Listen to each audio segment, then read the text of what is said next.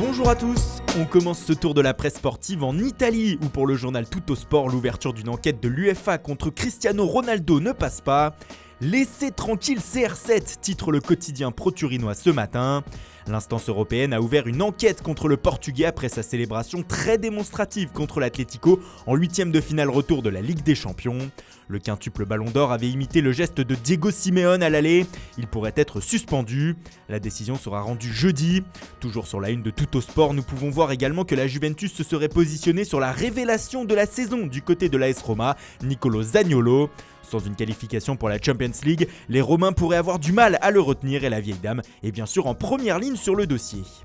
La Juve qui semble sur tous les fronts afin de préparer un très gros mercato cet été. Le club italien, selon la Gazzetta dello Sport, pourrait être intéressé par un échange avec l'Inter Milan. Celui-ci concernerait Paolo Dybala, qui viendrait épauler Lautaro Martinez sur le front de l'attaque interiste, et Mauro Icardi, toujours en conflit ouvert avec sa direction et qui pourrait donc partir. L'Inter, en plus de Dybala, aurait l'idée aussi de faire venir Edin Dzeko. Comme le rapporte le Corriere dello Sport, le Bosnien serait démotivé par le club romain et souhaiterait changer d'air. Un retour en Première Ligue est aussi évoqué, West Ham et Everton étant intéressés. Autre départ qui pourrait secouer le marché des transferts cet été, celui d'Antoine Griezmann. Depuis quelques jours, les rumeurs sur un possible départ de l'Atlético allaient bon train. Et bien ce matin, Mundo Deportivo annonce carrément que le champion du monde souhaite rejoindre le FC Barcelone à partir du mois de juin.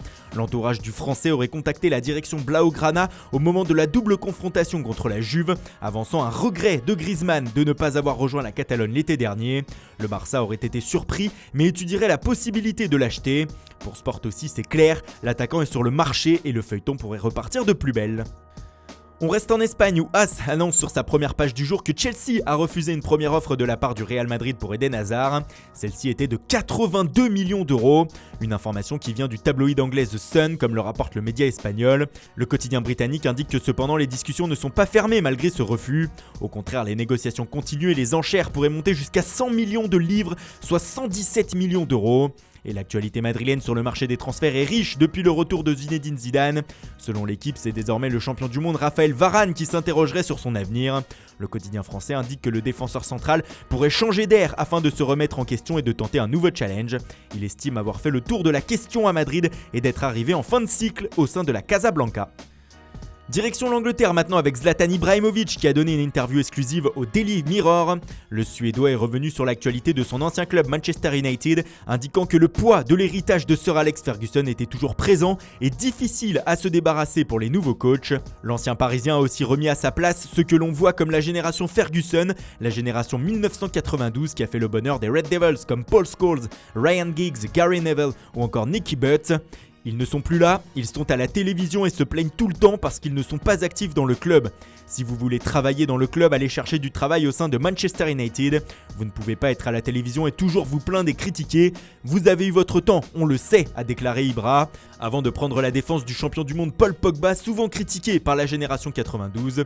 Dans le cercle de Ferguson, ils n'aiment pas l'attitude de Paul Pogba parce qu'ils sont restés toute leur vie sous Ferguson et qu'ils n'ont jamais quitté Ferguson.